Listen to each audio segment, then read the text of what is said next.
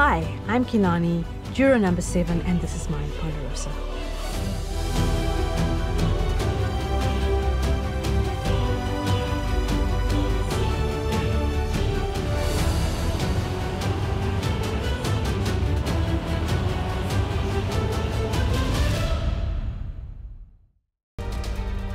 The 16th person voted out of Return of the Outcasts and the 7th member of our jury.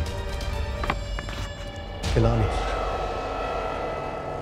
Killarney, need to bring me a torch.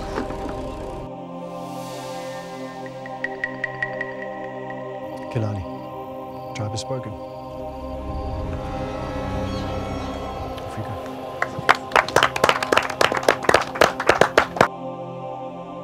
To the final 4, for good sportsmanship, all the best, and may the best person win.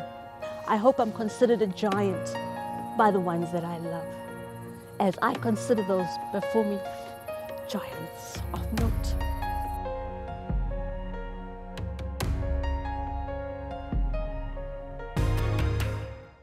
Definitely I'm feeling more relaxed, I'm feeling more myself, looking forward to a sleep in the bed, and yeah, I think going forward tonight and getting up tomorrow morning, there'll be a sense of relief actually. As much as I wanted to stay in right to the end, there's a sense of relief that now I can not be so highly strung. I knew I had to play a good social game, so I had to open my heart out a bit. Always been scared to trust, so social game and a strategic game more than a physical game, and I did if I have to bring my list that I have in my suitcase out, I can tick it as I go along, as it happened. Wow. And at the end, No what jokes. would be your, like, if you got to the end, what would be your argument? Like, how would you... The argument is I did collaborate with a number of people, including yourself, Steffi, but I also was quite an influencer, and people didn't realize I was doing that. It's better to be an influencer and not stand out, as opposed to play a big game, stand out and get swiped out. And I actually managed to do that right up until the previous tribal council.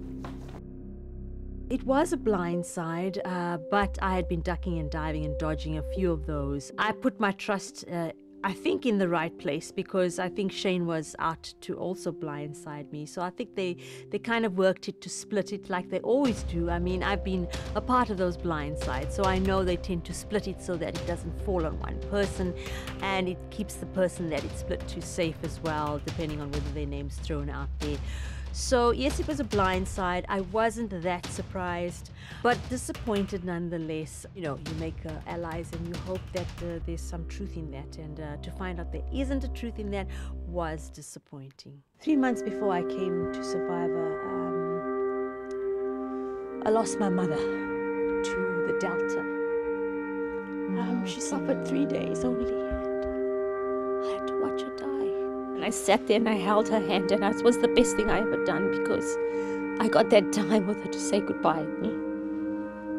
But in doing that, it's the hardest thing to watch, to mother take her last breaths.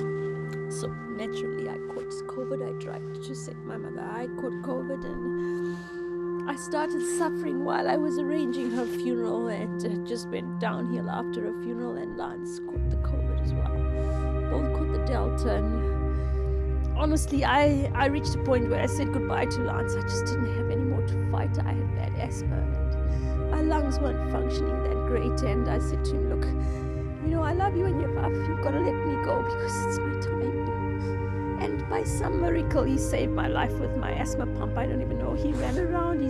He looked after me for the better part of 2 weeks, and he saved me. And just as I pulled my strength together, he really went down. He really went down so sick. He fought long and hard. For 15 days they intubated him, and he went into ICU, and he didn't make it. So I'm sorry I lied to you, but the reason is I couldn't trust myself in the game to share my mourning. I've been mourning. I haven't had a chance to mourn. No, Killarney. My partner's gone. My mother's gone.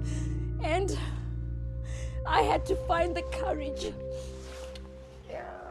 and to fight this fight. So I was very grateful to find you in the game.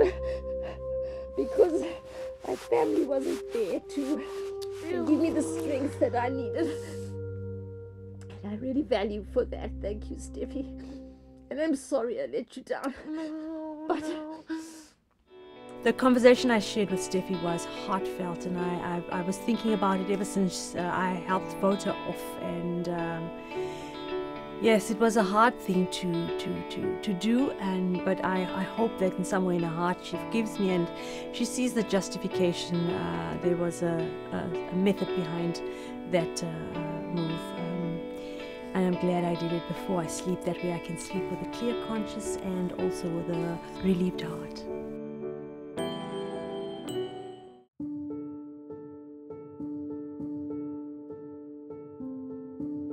Oh, I hate blindsides, and it was my pet peeve coming into the season. And I said my game would end. The only thing I fear is a blindside, and there it was. I think everybody was involved. They split the vote like they always did. That was our method. So it wasn't something new for me. Yeah, everybody was involved. The general consensus makes things happen, and that's what they did. Listen, Marion and Shane were responsible for me in season 5. I haven't carried resentment, but I'm not going to go out and throw money at them. Hell no. So that's going to be a tough one for me. Yeah, exactly. If I had to turn back time, I would not do anything differently. I played my hardest game. And with the circumstances that I was given in the end, with the number of tribe members, they had the majority. And they were much younger than me, and they wanted to click together and stay together. Incredible performance from Killarney. She's shaking, she's feeling it, but she's not giving in. You know, Survivor has so many facets, but I think for any person that takes part in Survivor, it's the lessons you learn about yourself that are the most important takeaways, apart from the finance.